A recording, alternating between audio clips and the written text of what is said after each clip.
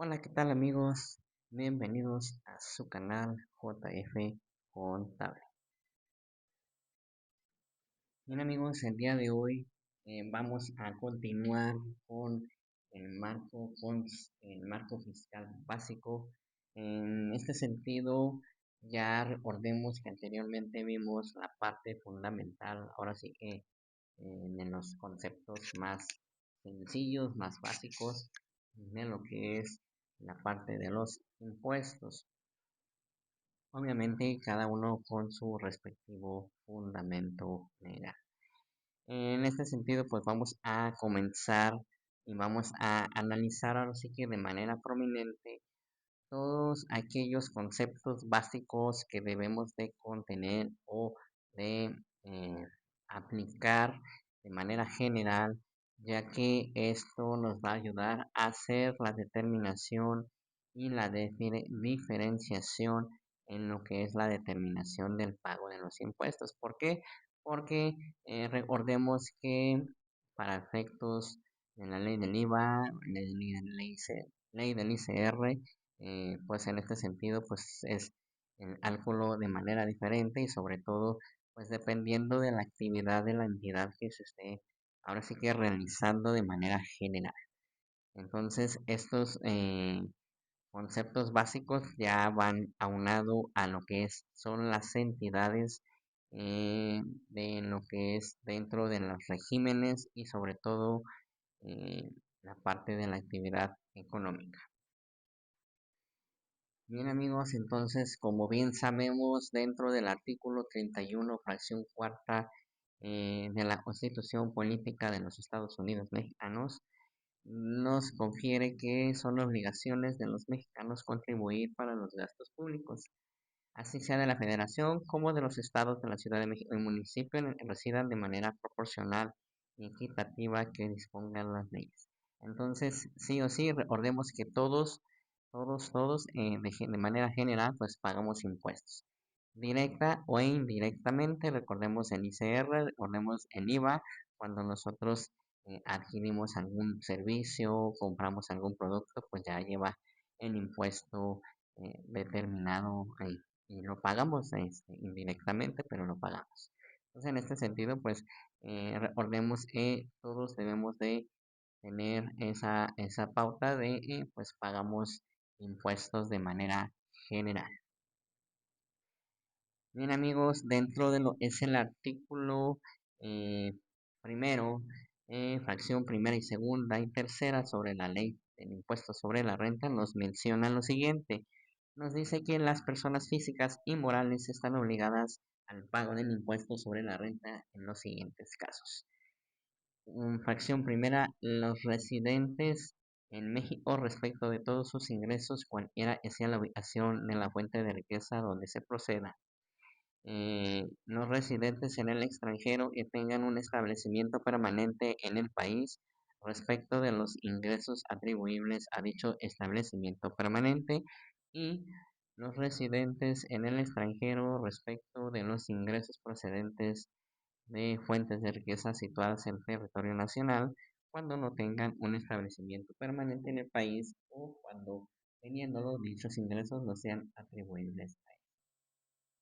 Entonces, amigos, como nos menciona, personas físicas y personas morales están obligadas al pago del ISR. Pues en este sentido, pues recordemos que es un impuesto directo, el ISR es un impuesto directo que se paga dentro de lo que son las actividades económicas de cada una de las entidades. Independientemente de la actividad que se realice, pues se tiene que pagar el impuesto. Entonces aquí nos menciona ahora sí que tres ejemplos, eh, escenarios por los cuales se deben pagar el impuesto sobre la renta. Eh, También aunado a ello, pues tenemos que dentro del artículo primero, fracción primera, segunda, tercera y cuarta de la ley del impuesto al valor agregado, también recordemos que debemos de pagar un impuesto, están obligadas al pago del impuesto al valor agregado establecidos en ley las personas físicas y morales en territorio nacional realicen los actos o actividades siguientes.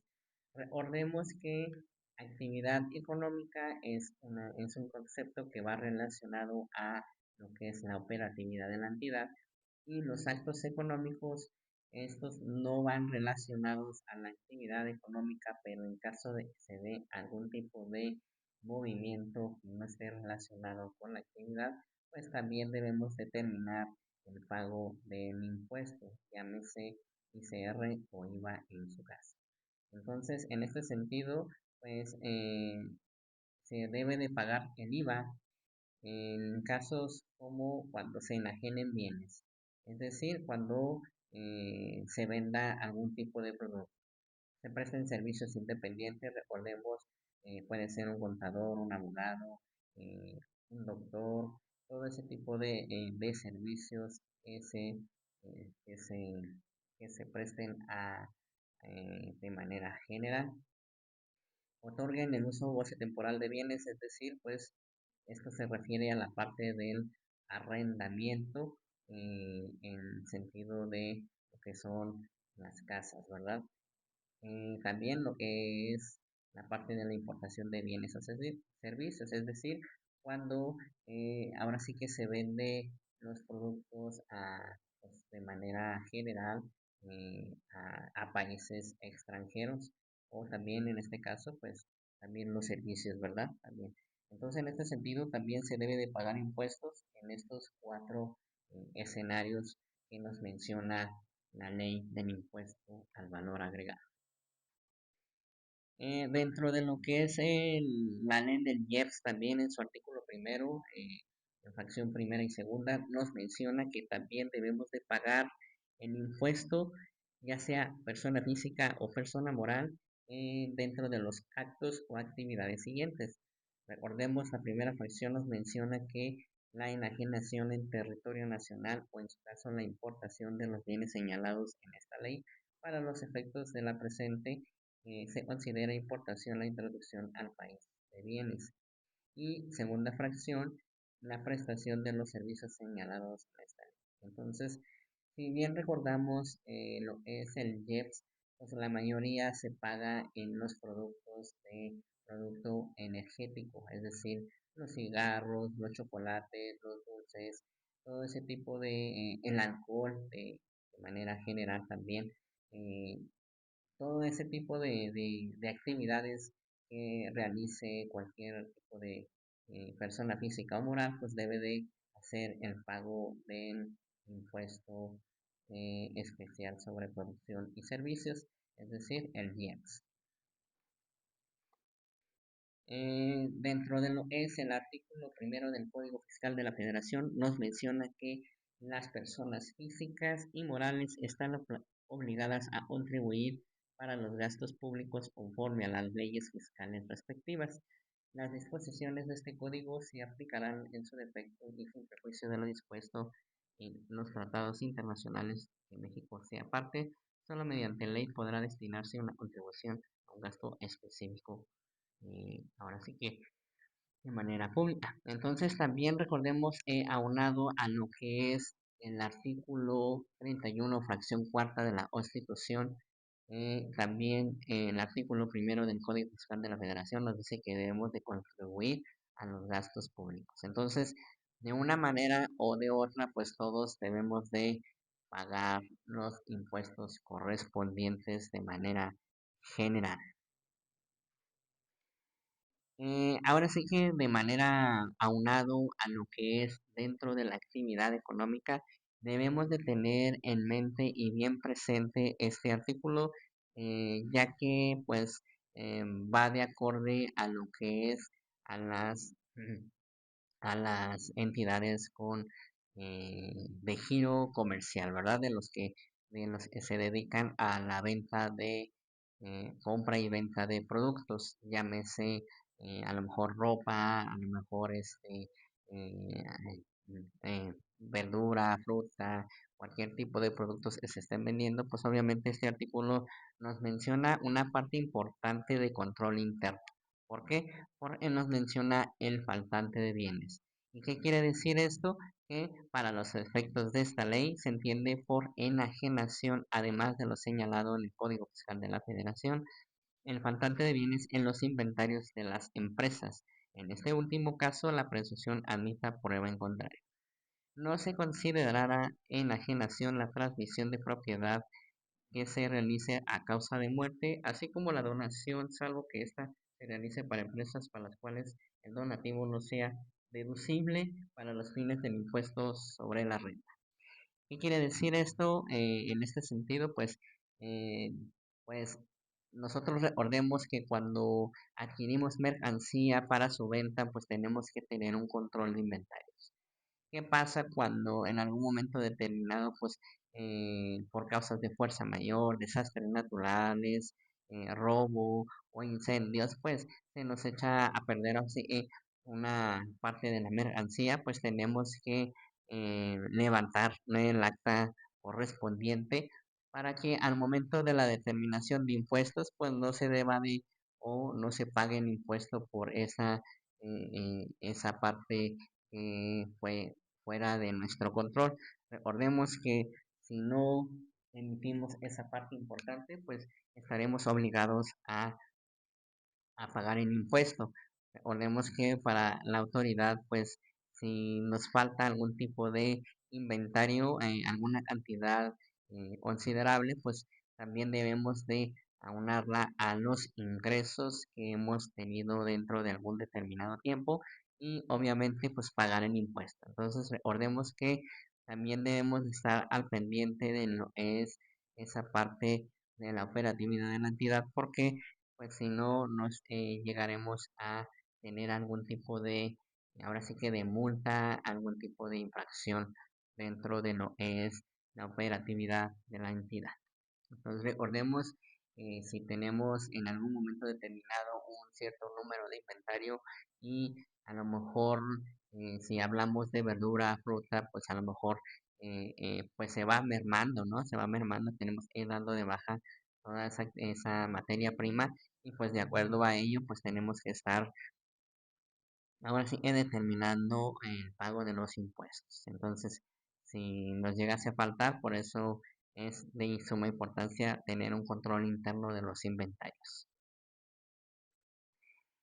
Vamos a ver también lo que es el concepto de persona física. ¿Es una persona física? Pues obviamente la capacidad jurídica de las personas físicas se adquiere por nacimiento y se pierde por la muerte, pero desde el momento en que un individuo es concebido, entra bajo la protección de la ley, se le entiende nacido para los efectos declarados en el presente código.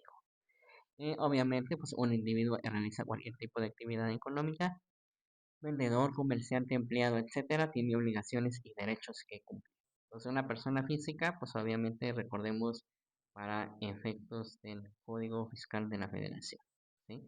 Eh, ¿Por qué debemos de tener en mente eso? Porque esto va aunado o emana, ahora sí que para lo que es los efectos de la ley del impuesto sobre la renta, pues son los regímenes fiscales. Entonces, una persona física puede estar en ciertos regímenes fiscales, una persona moral puede estar en otros regímenes fiscales. Entonces, y eso va a derivar mucho la parte de la determinación de los impuestos. ¿Qué es una persona moral? Una persona moral, pues obviamente, cuando esta ley se haga mención a una persona moral, se entiende comprendidas entre otras las sociedades mercantiles, los organismos descentralizados que realizan preponderadamente actividades empresariales, instituciones de crédito, las sociedades y asociaciones civiles, la asociación de participación cuando a través de ellas se realizan actividades empresariales en México. Obviamente, recordemos que la diferencia entre una persona física y persona moral, pues obviamente en lo que es persona moral, pues son varias personas físicas con un objetivo en común y está constituido dentro de una acta constitutiva y obviamente es a sabiendas de que se está haciendo la aportación correspondiente para poder ahora sí que operar de manera general para lo es la actividad. No precisamente tiene que ser de servicios, sino también puede ser de manera general, pues también operando en venta de algún tipo de productos, ¿verdad?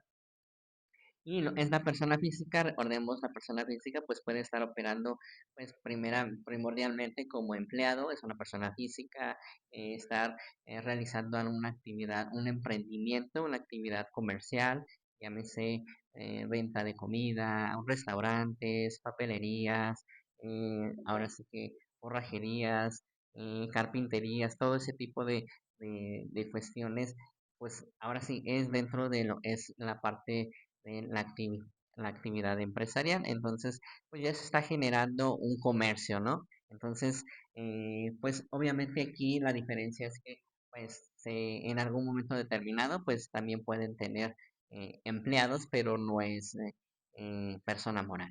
Recordemos que ya es cuando son varias personas físicas, es realmente ya se le llaman socios o accionistas dentro de lo que es la actividad económica y dentro de la constitución del acta constitutiva.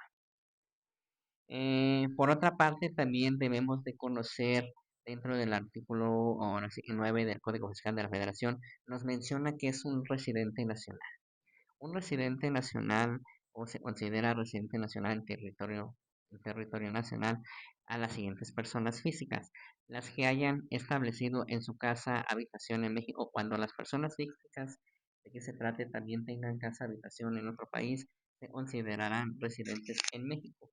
Si en territorio nacional se encuentra su centro de interés vital, para estos efectos se considerará que los centros de intereses vitales está en territorio nacional cuando, entre otros casos, se ubique en cualquiera de los siguientes supuestos.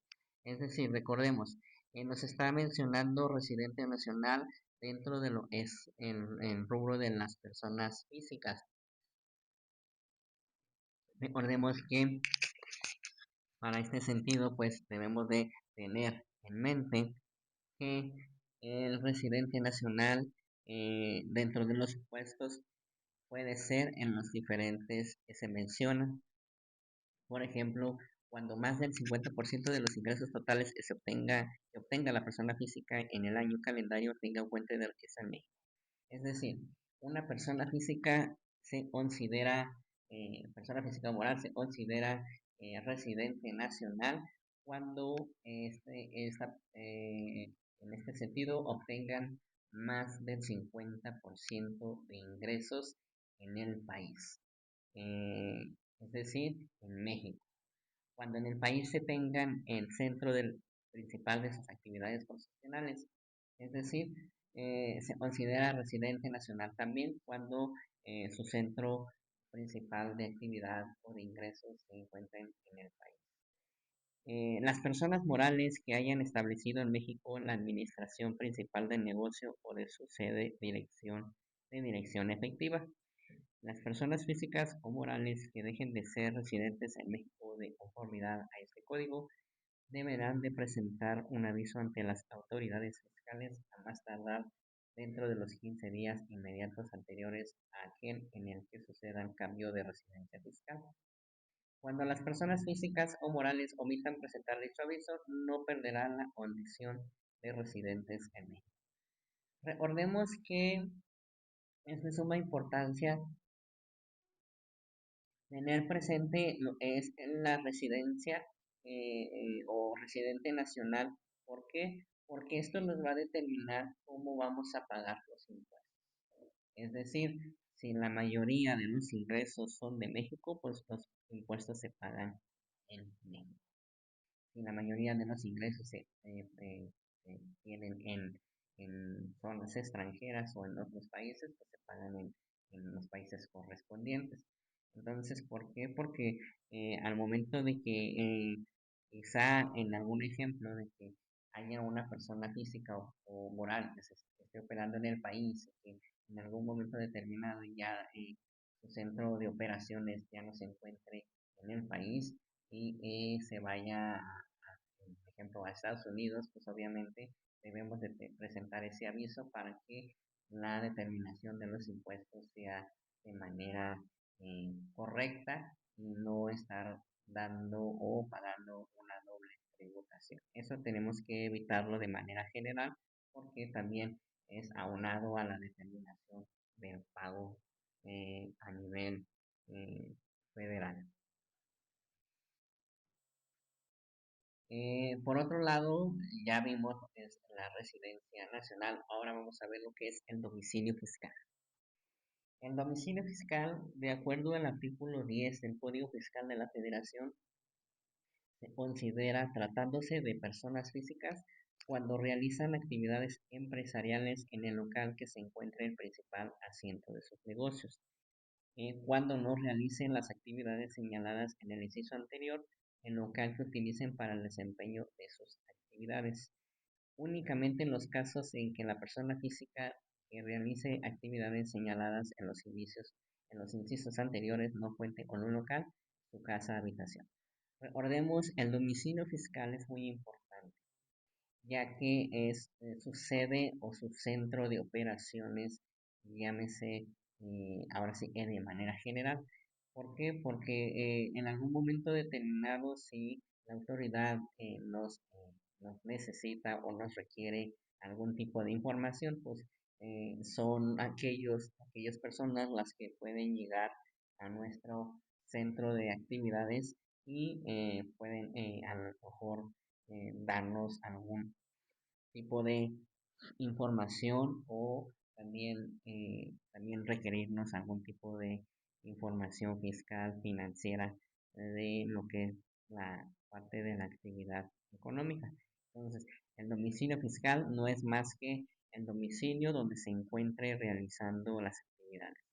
Aquí nos menciona que lo que es el local, también las personas físicas en su caso también pueden tener algún tipo de a lo mejor lo que es como normalmente lo conocemos como la matriz o las sucursales, entonces pueden tener varios establecimientos de operación, pero pues en este caso pues el que el que utilice para su centro de operaciones o el que esté realizando la mayor parte de operaciones. Entonces, en ese sentido, pues en donde nos encontremos nosotros generalmente pues nos van a buscar, nos van a solicitar en algún momento determinado. Esperemos que no, ¿verdad? Pero pues también sirve mucho de tener, ahora sí que de manera general, todo en regla con la autoridad.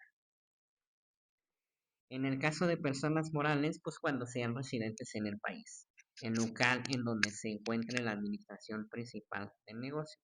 Si se trata de establecimientos de personas morales residentes en el extranjero, dicho establecimiento, en el caso de varios establecimientos, el local donde se encuentre la administración principal del negocio o en el país o en su defecto en el SDC.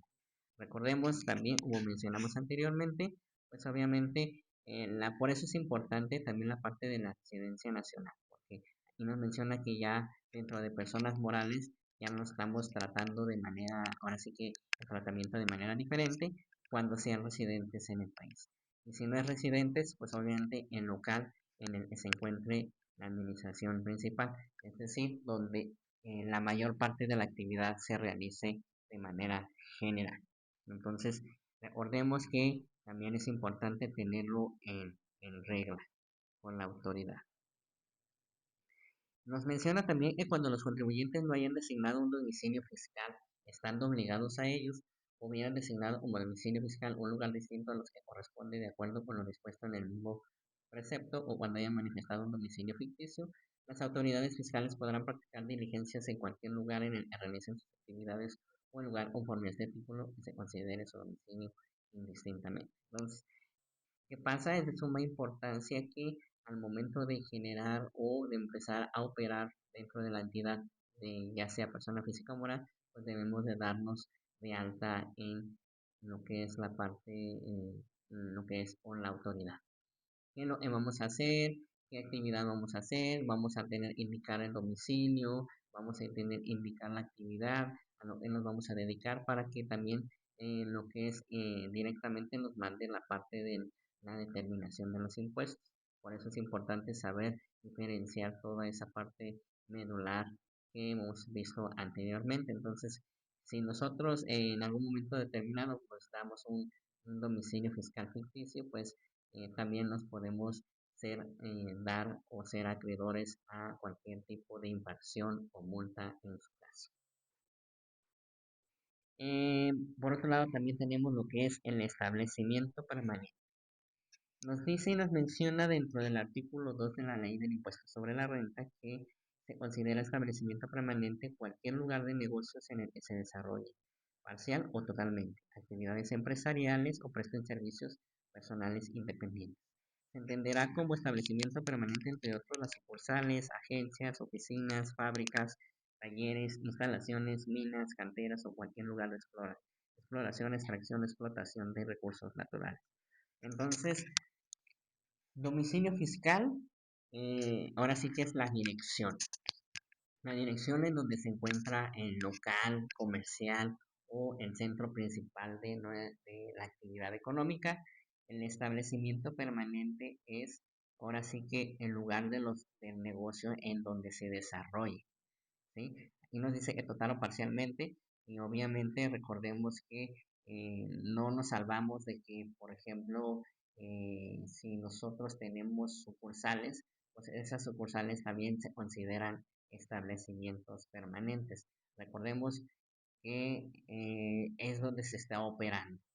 Y para efectos del domicilio fiscal, pues obviamente recordemos que es el centro principal de actividades económicas de la entidad.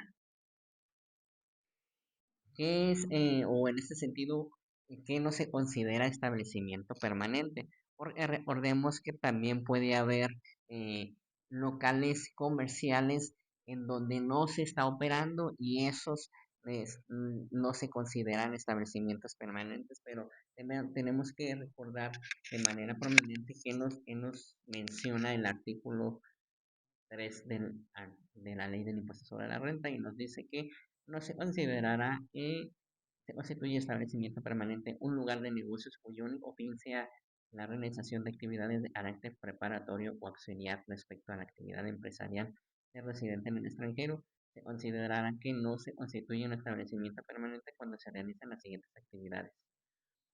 Vamos a ver de manera general las actividades que nos menciona. La utilización o el mantenimiento de instalaciones con el fin de almacenar o exhibir mercancías pertenecientes al residente en el extranjero. Es decir, recordemos que la entidad puede tener en algún momento determinado a lo mejor un volumen alto de mercancía y también requiere de algún local pequeño en donde pueda estar almacenando esa mercancía y eso no se considera ahora sí que establecimiento permanente, ya que nada más se está almacenando la mercancía y no se está operando dentro de él. La conservación de existencias de bienes o mercancías pertenecientes al residente en el extranjero con el fin de almacenar o exhibir dichos bienes. La utilización de un lugar de negocio con el fin de comprar bienes o mercancías para residentes en el extranjero. Es decir, obviamente, cuando a veces requerimos de en los proveedores o se requiere en los proveedores surtan la mercancía, pero que lleguen directamente a ese tipo de establecimiento. Y obviamente, pues, pues en este sentido, pues nada más para almacenar. La utilización de un lugar de negocio con el único fin de desarrollar actividades de propaganda, suministro, investigación científica, preparación, colocación, otras actividades similares, el depósito fiscal de bienes o mercancías del residente en el extranjero. Es decir, de manera general, lo que no se considera establecimiento permanente es aquel local en el cual no se está operando o se está, por ejemplo, algún tipo de actividad sencilla que no requiere, ahora sí que de algún mm, sentido estricto de que se esté determinando o se esté vendiendo o se esté operando de manera general. Entonces, es muy importante tener esto presente porque también de esto nos deriva la parte fiscal y la parte de lo que es, ahora sí que de manera general y de manera prominente, pues el cálculo de los impuestos. Ahora sí que vamos a entrar de lleno a la parte de lo que son los tipos de actividad. Recordemos que cualquier persona física o persona moral puede desarrollar cualquier tipo de acto o actividad, recordando que la actividad va unado a la operatividad de la entidad y un acto no va directamente aunado a la actividad, pero que también puede determinar el pago de los impuestos correspondientes. Entonces, en este sentido, vamos a ver lo que es la actividad empresarial. Dice que las actividades empresariales se consideran aquellas como las comerciales, las industriales, las agrícolas, las ganaderas y las de pesca y las silvícolas. Es decir, en este sentido, lo que es el giro comercial, giro industrial, todo tipo de actividad que se realice. Ahora sí que de manera general, compra y venta de bienes,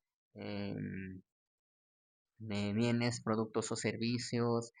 Hay personas que se dedican a la parte de la ganadería, de lo que es el cultivo ahora sí que venta de lo que es las frutas y verduras, todo ese tipo de cuestiones. Cualquier tipo de actividad se considera actividad empresarial y recordemos que este tipo de actividad lo puede realizar cualquier persona física o moral.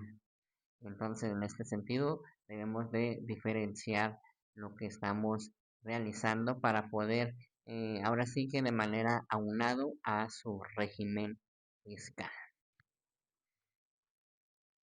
No, es en la parte general, recordemos que no es lo mismo actividad empresarial que empresa, porque hay a veces que nosotros nos confundimos en el concepto y de acuerdo al artículo 16 del Código Fiscal de la Federación, en su último párrafo, nos dice y nos menciona que se considera empresa la persona física o moral que realice las actividades a que se refiere este artículo, ya sea directa a través de fideicomisos o por conducto de terceros. Por el establecimiento se entenderá cualquier lugar de negocios en el que se desarrollen parcial o totalmente las citadas actividades empresariales. Entonces, ahora sí que es una empresa? Pues aquella está constituida. Y normalmente las empresas, pues la mayoría generalmente son personas morales.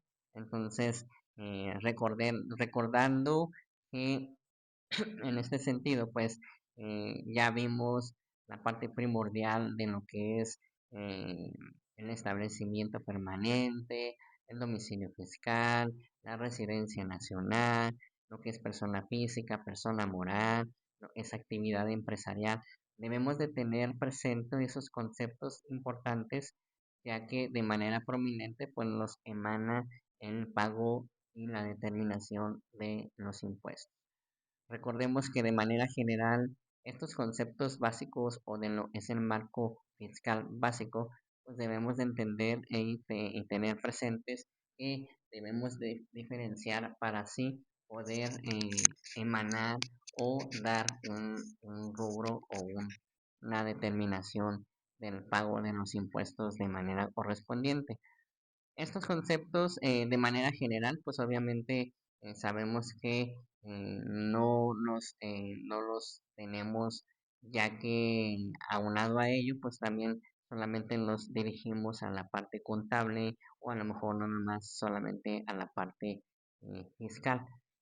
Pero de igual manera también debemos de tener presente que eh, de acuerdo a lo que es la ley del impuesto sobre la renta, a la ley a la ley del impuesto al valor agregado, a la ley del IEPS, todo ese tipo de cuestiones debemos de tenerlas presentes, ya que obviamente de ahí vamos a o va a derivar el régimen fiscal.